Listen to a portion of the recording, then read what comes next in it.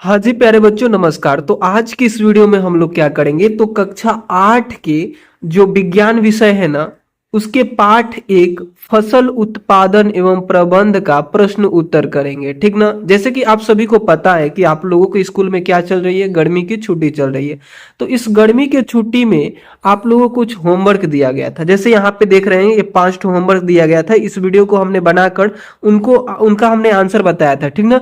लेकिन हमने क्या किया था ना उस टाइम कि इस चौथे वाले प्रश्न को छोड़ दिया था। हमने आपसे क्या बोला था कि चौथा प्रश्न का उत्तर आप लोग खुद से कर लेंगे, क्योंकि ये जो जब आपके स्कूल में पाठ एक जो फसल उत्पादन एवं प्रबंध है ये पाठ को पढ़ाया गया होगा तो क्वेश्चन आंसर कराया गया होगा। लेकिन बहुत सारे बच्चे ने बोले हमसे कि भैया सर हम लोग नहीं लिख पाए हैं, हम लोग फेयर की कॉपी नहीं बनाए हैं या फिर हमने क्वेश्चन वो नहीं लिखे हैं, आप इसको भी कंप्लीट करा दीजिए। तो हम आप आज की इस वीडियो में क्या करेंगे तो इसी का प्रश्न उत्तर आपको हम बताने वाले हैं। तो इस प्रकार से उस वीडियो में हमने इधर 3 और 1 चार प्रश्नों को कंप्लीट करा दिया था और ये चौथा प्रश्न छूटा था ना वो आज कंप्लीट हो जाएगा। ठीक ना।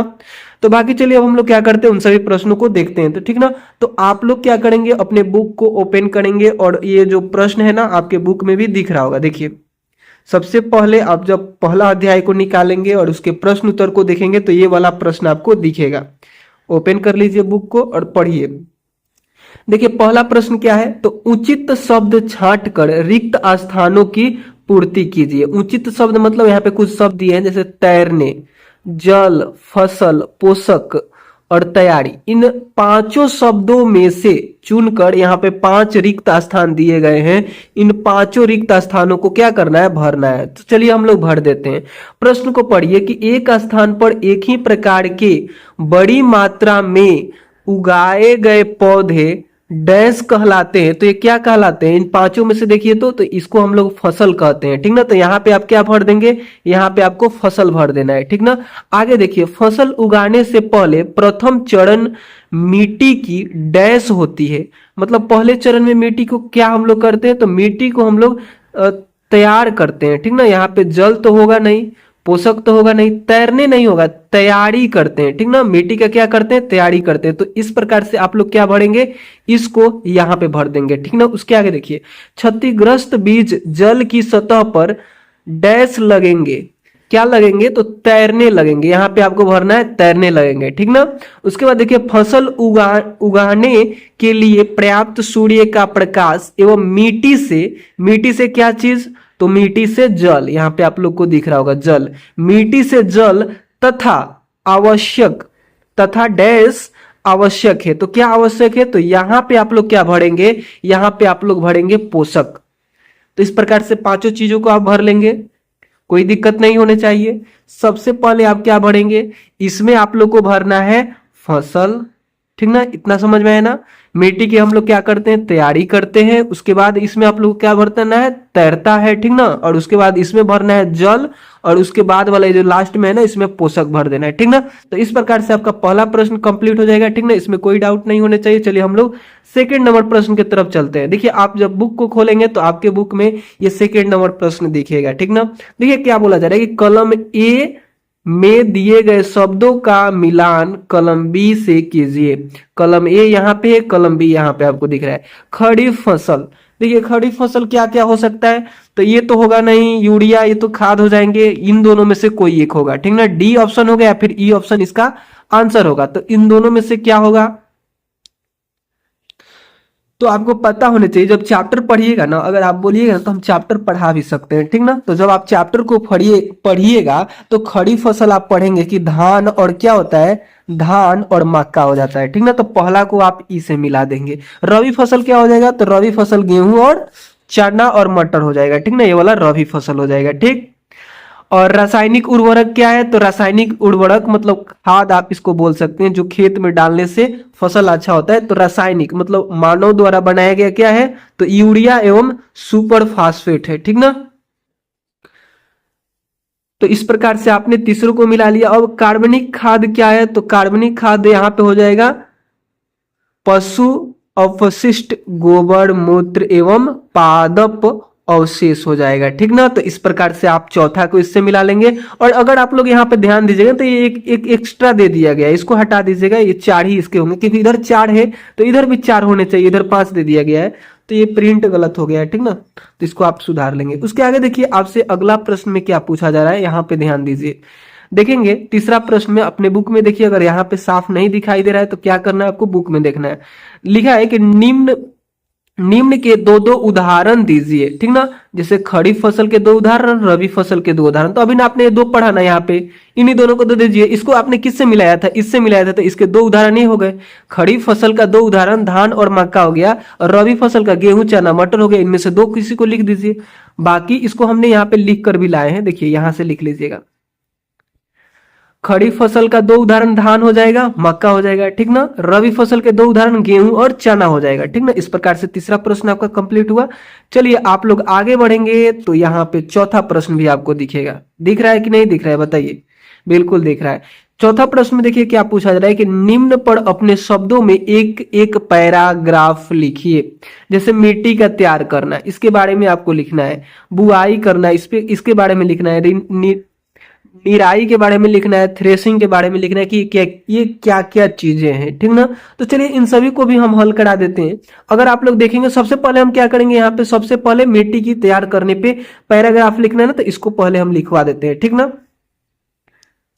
तो यहाँ पे ध्यान दीजिए, लिखिएगा चौथा का क में आप लोग क्या लिखेंगे, मिट्टी का तैयार करना था ना, इसके बारे में पैराग्राफ लिखना था। तो लिखिएगा कि फसल उगाने से पहले खेत की मिट्टी को तैयार किया जाता है। फसल उगाने से पहले खेत की मिट्टी को तैयार किया जाता है। इसके लिए खेत की जुताई की जाती है, मिट्टी को भुरभुरा बनाया जाता है तथा उसमें खाद मिलाई जाती है। इससे पौधे की जड़ों को बढ़ने में सहायता मिलती है, ठीक ना। तो इस प्रकार से आप क्या कर लेंगे, इसको लिख लेंगे। कोई डाउट होगा, कोई डाउट नहीं होने चाहिए, ठीक ना। बाकी चलिए अगला आपसे क्या पूछा था, अगर यहाँ पे ध्यान दीजिएगा तो अगला आपसे पूछा था कि बुआई के बारे में लिखिए। तो चलिए इसके बारे में भी हम यहाँ पे लिखवा देते हैं, ठीक। तो देखिए बुआई क्या होता है, तो यहाँ पे लिखेंगे बुआई बीजों को खेत में उचित गहराई और दूरी पर बोने की प्रक्रिया को बुआई कहते हैं। अच्छी गुणवत्ता वाले बीजों का प्रयोग करने से फसल अच्छी होती है, ठीक ना। तो इस प्रकार से इसको लिख लेंगे। इसके आगे अगर आप लोग ध्यान दीजिएगा तो अगला क्या पूछा था आपसे, थ्रेसिंग के बारे में पूछा था कि सॉरी थ्रेसिंग नहीं, पहले निराई उसके बाद थ्रेसिंग, ठीक ना। तो चलिए इन दोनों को भी करते हैं, ठीक। तो निराई क्या होता है, तो खेतों में उगने वाले अवांछित पौधों यानी खरपतवार को क्या कहते हैं, को काटने की प्रक्रिया निराई कहलाती है। जैसे आप लोग देखे होंगे कि आपके खेत में, जरूर आप अपने खेत में कभी ना कभी गए होंगे, तो आप वहां पे देखे होंगे कि जो फसल आप लगाए रहते हैं, जो फसल, उसके अलावे भी बहुत सी चीजें उग जाती हैं, यानी खरपतवार उग जाते हैं, तो उसको काट कर आप लोग हटाते हैं, उसी को निराई बोलते हैं। इससे फसल पर्याप्त पोषक तत्व, जल और प्रकाश मिलता है, ठीक ना। इससे क्या होता है कि अगर जब निराई आप कर देते हैं, यानी जो अवांछित पौधे हैं, घास वगैरह जो है, उसको हटा देते हैं, खरपतवार को, तो जो खरपतवार पोषक तत्व यानी जल जो खींच रहे थे, वो क्या होगा, अब आपको फसल को मिलेगा। मान लीजिए कि आपका यहाँ पे गेहूं का पौधा है, ये गेहूं का पौधा है, इसी के बगल में एक क्या है, खरपतवार का कुछ पौधा है, तो ये भी जल खींचेगा ना, आपका खरपतवार वाला भी पौधा जो है वो जल खींचेगा, और ये जो गेहूं का पौधा है वो भी जल खींचेगा। तो इसलिए आप खरपतवार को काट दीजिएगा, तो जो ये पोषक तत्व ले रहा था वो सब गेहूं को मिलेगा, आपके गेहूं को मिलेगा, तो इससे फसल क्या होगा, अच्छी होगी, ठीक ना। तो बात को शायद आप समझ रहे हैं, ठीक। चलिए इसके अलावा एक और यहाँ पे था, एक और बारे में लिखना था, थ्रेसिंग के बारे में, इसके बारे में। तो चलिए इसको भी लिख लेते हैं, ठीक ना। तो लिखिएगा थ्रेसिंग क्या होता है, तो कटी हुई फसल से अनाज के दानों को पौधों से अलग करने की प्रक्रिया को थ्रेसिंग कहते हैं। यह हाथों या मशीनों द्वारा की जाती है, ठीक ना। इतना बात आप समझ गए। जैसे गेहूं आपके घर काट के आता होगा, तो या तो पहले के लोग हाथ से करते थे, लेकिन अब क्या है कि मशीन आ गया, तो सब लोग मशीन से करते हैं, ठीक ना।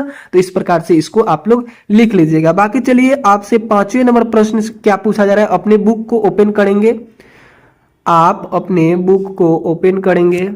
जब आप अपने बुक को ओपन करेंगे तो यहाँ पे देखेंगे पांचवा प्रश्न आपसे पूछा जा रहा है कि स्पष्ट कीजिए कि उर्वरक खाद से किस प्रकार भिन्न है।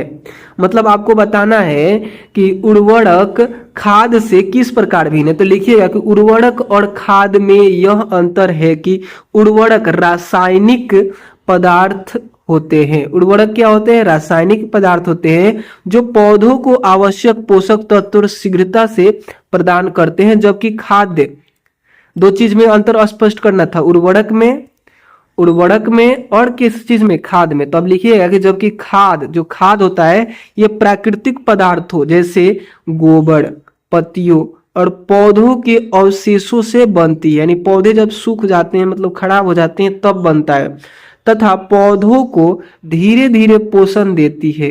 उर्वरकों में पोषक तत्व अधिक मात्रा में होते हैं, ठीक ना। जो उर्वरक होता है ना ये हम लोग बनाते हैं, यूरिया वगैरह ये सब जो चीज होती है, ठीक ना। और जो खाद होता है ऑटोमेटिक बनता है, जैसे गोबर, ठीक ना, प्राकृतिक का देन है। और जैसे यहाँ पे पत्तियां सड़ जाती है, पौधे सड़ जाते हैं, वो भी खाद ही बन जाते हैं, ठीक ना। इस प्रकार से पांचवे के आंसर लिख लीजिएगा। चलिए अगला प्रश्न की तरफ चलते हैं। छठा नंबर प्रश्न पे ध्यान दीजिए। छठा नंबर प्रश्न को देखिए, सिंचाई किसे कहते हैं? जल संरक्षित करने वाली सिंचाई की दो विधियां का वर्णन कीजिए, ठीक ना, जिसमें जल की बचाव भी हो और सिंचाई भी हो जाओ, ऐसी विधि बताना है। सबसे पहले तो आपको बताना है कि सिंचाई किसे कहते हैं, उसके बाद जल संरक्षित करने वाली सिंचाई की दो विधियों के बारे में बताना है, ठीक ना। तो देखिए पहले आप आंसर लिखिएगा कि सिंचाई वह प्रक्रिया है जिसमें फसलों की आवश्यकता के अनुसार कृत्रिम रूप से खेतों में जल पहुंचाया जाता है। कृत्रिम कहने का मतलब क्या है? देखिए प्राकृतिक रूप से खेतों में जल पहुंचता है, जो बारिश होता है तो क्या हो गया? प्राकृतिक रूप से हो गया। लेकिन जब हम लोग अपने मन से खेतों में पानी पहुंचाते हैं, जैसे मशीन से या फिर किसी और चीजों से, तो वो कृत्रिम हो जाएगा, ठीक ना। तो ये हो गया आंसर, ठीक।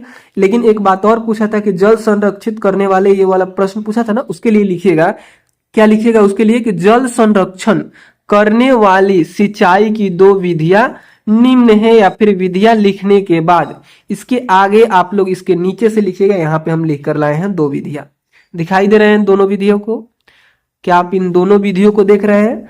एक विधि है टपक सिंचाई विधि। इस विधि में क्या होता है? तो इस विधि में पाइपों द्वारा पानी पौधे की जड़ों तक बूंद बूंद करके पहुंचाया जाता है। इससे पानी की बचत होती है, मतलब पानी बर्बाद नहीं होता है। अब देखिए फुहारा सिंचाई विधि क्या आता है? तो इस विधि में पाइप और फुहारों के सहायता से पानी वर्षा की तरह खेतों में छिड़का जाता है। जैसे वर्षा का एक एक बूंद गिरता है ना, वैसे इससे पानी का कम अपव्यय होता है और जल संरक्षण होता है, ठीक ना। मतलब पानी अपव्यय का मतलब क्या हो कि पानी कम बर्बाद होता है, जिससे क्या होता है कि जल संरक्षण होता है, यानी जल की बचाव भी हो जाती है और खेत फसल में भी पानी चला जाता है, ठीक ना। तो इस प्रकार से आपने इसको लिख लेंगे, ठीक ना। चलिए अगला प्रश्न देखिए, छठा था ना, ये कौन सा नंबर था? ये छठा था। तो चलिए सातवें प्रश्न की तरफ चलते हैं। देखिए सातवें प्रश्न में आपसे क्या पूछा जा रहा है कि यदि गेहूं को खरीफ ऋतु में उगाया जाए तो क्या होगा, चर्चा कीजिए। तो लिखिएगा गेहूं रबी फसल है। गेहूं क्या है? रबी फसल है। अभी ना आपने ऊपर पढ़ा जो ऑब्जेक्टिव प्रश्न थे ना, वो भरने वाले और कुछ छोटे छोटे प्रश्न थे, उसमें पता है ना, जैसे बोला था कि रबी फसल के उदाहरण लिखिए, तो गेहूं और क्या लिखे थे आपको याद है? चना लिखे थे ना, गेहूं और चना। तो दोनों क्या है? रबी फसल है। तो देखिए लिखिएगा कि गेहूं रबी फसल है और इसे ठंडे मौसम की आवश्यकता होती है, ठीक ना। यदि इसे खरीफ ऋतु में उगाया जाए तो अधिक वर्षा और गर्मी के कारण इसकी वृद्धि अच्छी नहीं होगी तथा उपज कम हो जाएगी, ठीक ना। तो इस प्रकार से इसका आंसर कर दीजिएगा। चलिए आगे बढ़ जाए। आठवें नंबर प्रश्न में देखिए आपसे क्या पूछा जा रहा है।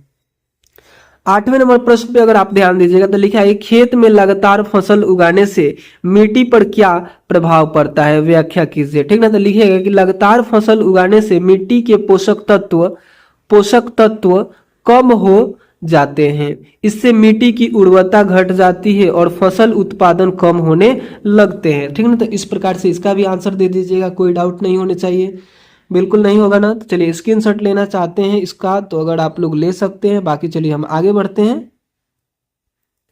देखिए आपसे 9वें नंबर प्रश्न में क्या पूछा जा रहा है कि खरपतवार क्या है, हम इसका नियंत्रण कैसे कर सकते हैं। ठीक ना, खरपतवार क्या होता है, फसल को नुकसान पहुंचाते हैं, तो उसको कैसे हम लोग हटा सकते हैं, इसी के बारे में यहाँ पे लिखा है। ठीक ना, मतलब लिखना है आपको, ठीक ना, कि खरपतवार क्या है और हम इसका नियंत्रण कैसे कर सकते हैं, मतलब इसको कैसे हम लोग हटा सकते हैं। तो देखिए लिखिएगा, फसलों के साथ उगने वाले अवांछित पौधों को खरपतवार कहते हैं। जिसको हम लोग लगाते भी नहीं है, वो अपने मन से ही उग जाता है, वही खरपतवार होता है। इसका नियंत्रण हाथ से निराई करके, खुरपी से हटाकर या खरपतवार नाशी रसायनों का प्रयोग प्रयोग करके किया जा सकता है। मतलब देखिए इसका निराई यानी उसको हाथों से उखाड़ उखाड़ कर बीगा जा सकता है, फिर खुरपी से हटाया जा सकता है, ठीक ना, या फिर खरपतवार नाशी एक रसायन आता है, आप लोग सुने होंगे कि घास मारने वाला दवा, उसी को बोला जाता है। तो उससे क्या होता है कि मार दिया जाएगा खेत में, तो उससे क्या होगा, खरपतवार खत्म हो जाते हैं। ठीक ना, तो इस प्रकार से इसका आंसर दे देंगे, कोई डाउट नहीं होने चाहिए। अगर कोई डाउट हो तो आप कमेंट करके पूछ सकते हैं। ठीक ना, बाकी चलिए हम लोग आगे चलते हैं। देखिए 10वें प्रश्न में क्या है ना कि इसके लिए हम आपको बुक पे लेके चलते हैं। ठीक,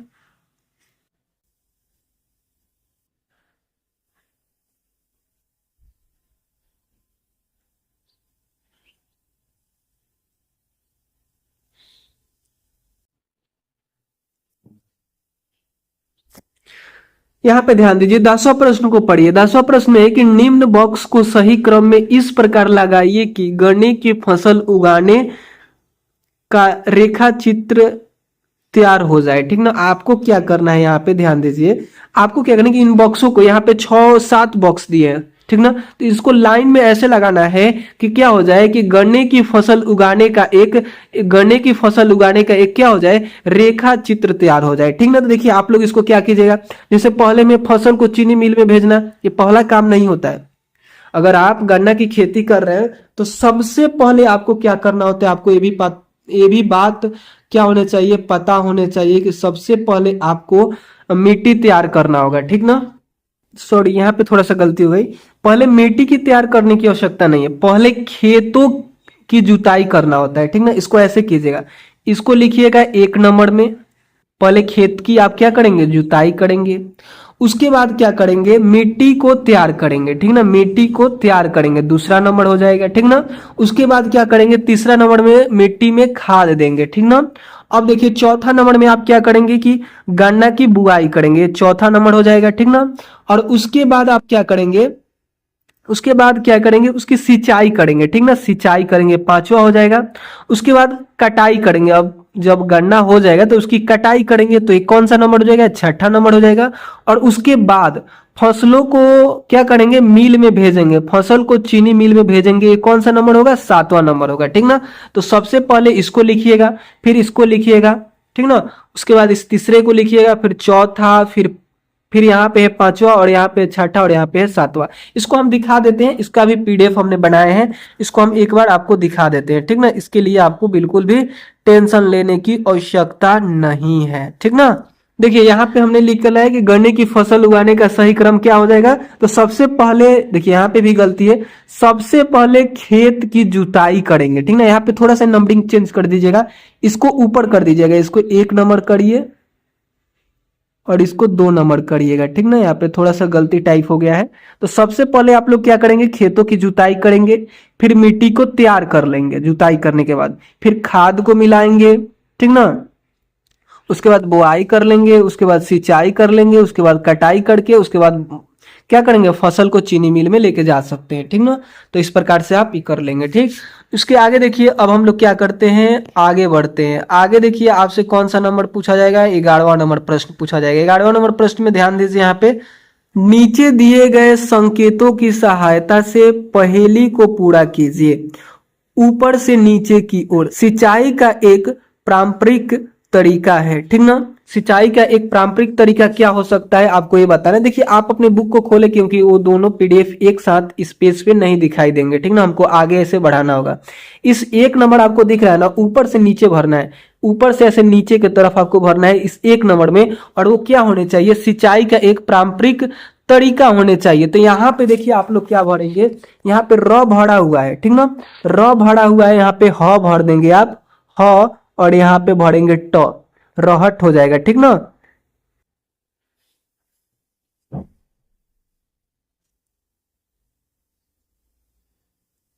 ठीक, ये भर लेंगे ना। बाकी चलिए अब हम लोग ऊपर बढ़ते हैं, फिर से आपको हम प्रश्न दिखाते हैं। एक का हो गया हल ये, ठीक। चलिए ऊपर देखिए, दूसरा में भरेंगे, बड़े पैमाने पर पालतू पशुओं की उचित देखभाल करना क्या कहलाता है? पशुपालन कहलाता है, ठीक ना। तो यहाँ पे देखिए वो आधा भरा हुआ होगा, 2 नंबर में देखिए आधा, यहाँ पे 100 केवल भरा हुआ है, बाकी का आपको भरना होगा, ठीक ना।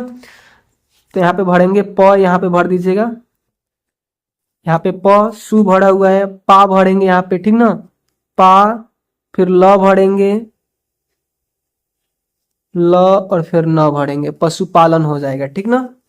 देखिए थोड़ा सा लिखने में दिक्कत हो रहा है, इसको आप लोग समझा करिए। यहाँ पे पशुपालन भरेंगे, आप शायद समझ रहे होंगे, थोड़ा सा इसको भी हम क्लियर कर देते हैं, ठीक ना। यहाँ पे भरेंगे पा, पशुपालन, कोई डाउट नहीं होने चाहिए। आगे बढ़ते हैं। फसल जिन्हें वर्षा ऋतु में बोया जाता है उसको हम लोग क्या बोलते हैं? तो उसे हम लोग खड़ी फसल बोलते हैं, ठीक ना। जैसे धान हम लोग वर्षा ऋतु में बोते हैं, तो उसे हम लोग क्या बोलते हैं? खरीफ फसल बोलते हैं। तो ख लिखा गया होगा, उसके नीचे आप लोग लिख लीजिएगा, ठीक ना। फसल पक जाने के बाद काटना क्या कहलाता है? फसल पक जाने के बाद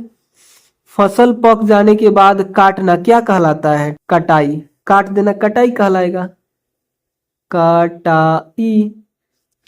इसको भरना पड़ेगा कि आप लोग भर लीजिएगा, ठीक ना, तो वीडियो लॉन्ग होने लगेगा, हम भरने लगेंगे। तो एक बार फिर से हम समझा देते हैं आपको क्या करना है। इसमें खड़ी भरना है। तीसरा नंबर देखिए, तीसरा यहाँ पे दिख रहा है ना, तीसरा आपको यहाँ पे दिख रहा होगा। इसमें क्या भरिएगा? यहाँ पे ख भर दीजिएगा, यहाँ पे आप ख भर देंगे, यहाँ पे री भर देंगे, यहाँ पे फ भरा हुआ है, ठीक ना। उसी प्रकार से कटाई आप क्या भरेंगे? छठा नंबर में भरेंगे, ठीक ना। छठा नंबर देखिए कहाँ से ऊपर से नीचे तक, तो यहाँ पे कटाई कर देंगे, ठीक ना। तो कोई दिक्कत नहीं होने चाहिए। चलिए आगे बढ़ जाते हैं हम। आगे देखिए यहाँ पे उसके बाद आप देखिए बाई से दाई ओर भरना है, ठीक ना, मतलब इधर की तरफ भरना है। पहले आप क्या भरते थे? ऊपर से नीचे भरते थे, अब बाई से दाई भरेंगे, ठीक ना। तो शीत ऋतु में उगाई जाने वाली फसलें क्या कहलाती है? तो शीत ऋतु में उगाई जाने वाली फसलें रबी फसल कहलाती है, ठीक ना। कौन सा फसल कहलाती है? रबी फसल, ठीक। तो देखिए यहाँ पे 1 नंबर में आपको भरना है, 1 नंबर में दाएं से बाएं भरना है। चलिए इसको भी समझाते हैं, बहुत थोड़ा सा देखिए आसान है, बट क्या है ना कि समझने में दिक्कत होगा। है बहुत आसान, बट समझने में दिक्कत है, ठीक ना। ऐसे दिया रहता तो इसको तो आप दाएं दाएं बनाते। इसमें र भी भर देना। देखिए यहाँ पे र भरा हुआ है ना, यहाँ पे अब क्या करेंगे? यहाँ पे भी भर देंगे, तो हो जाएगा रबी फसल। कोई दिक्कत हो गया ना, रबी फसल। तो यही तो करना था, बहुत आसान है। चलिए आगे बढ़ जाते हैं। आगे बढ़ेंगे, देखिए अगला प्रश्न को देखते हैं। यहाँ पे चौथा में आपको भरना है कि एक ही किस्म के पौधे जो बड़े पैमाने पे उगाए जाते हैं उन्हें हम लोग क्या कहते हैं? तो उन्हें हम फसल कहते हैं। तो इसके अलावा देखिए 4 नंबर में ना आप इधर से इधर, जहां 4 लिखा होगा ना, इधर से इधर आपको क्या भर देना है? फ भरना है, दूसरे वाला कॉलम में स भरना है, और तीसरा जो होगा ना इसे ल भर देना है, फसल हो जाएगा, ठीक ना। देखिए हम फिर उधर जाएंगे, इधर आएंगे तो वीडियो लॉन्ग होगा, इस प्रकार से आप खुद से भरा करिए। उसके आगे देखिए पांचवा में देखिए कि रासायनिक पदार्थ जो पौधों को पोषक प्रदान करते हैं उसे हम लोग क्या कहते हैं? तो उसे हम लोग उर्वरक कहते हैं, ठीक ना। यहाँ पे भर देंगे, उ भरा होगा, ठीक ना। आपको व र ये वाला भरना है, और यहाँ पे क भर देना है, उर्वरक हो जाएगा, ठीक ना। बाकी चलिए आप लोग देखिए यहाँ पे सातवें में क्या है कि खड़ पतवार काटने की प्रक्रिया क्या कहलाती है? तो निराई कहलाती है। आप लोग यहाँ पे ऐसे भर देंगे, निराई, ठीक ना, कोई डाउट नहीं होने चाहिए, ठीक ना। निराई आप लोग कहाँ भरेंगे? तो यहाँ पे एक बार देख लीजिए, सातवां कहाँ दिख रहा है? सातवां यहाँ दिख रहा है, तो यहाँ पे आप लोग भरेंगे नी रा ई भरा हुआ है। वैसे ही यहाँ पे उर्वरक भरना था, उ र व र, यहाँ पे र और यहाँ पे क, उर्वरक हो गया, ठीक ना। तो इस प्रकार से आप लोग कर लेंगे। बाकी ये वीडियो आपको कैसा लगा कमेंट करके जरूर बताइएगा। वीडियो अच्छा लगा हो तो प्लीज आप लोग बिना लाइक किए नहीं जाएंगे, ठीक ना, बिना लाइक किए नहीं जाएंगे। और नहीं पसंद आया होगा तो डिसलाइक भी आपको करना है, और फिर कमेंट करके बताना है कि क्यों नहीं पसंद आया। अगर आप डिसलाइक करते हैं कोई दिक्कत नहीं, लेकिन कमेंट करके बताइएगा क्यों नहीं पसंद आया, तब हम उस पर सुधार करेंगे, ठीक ना।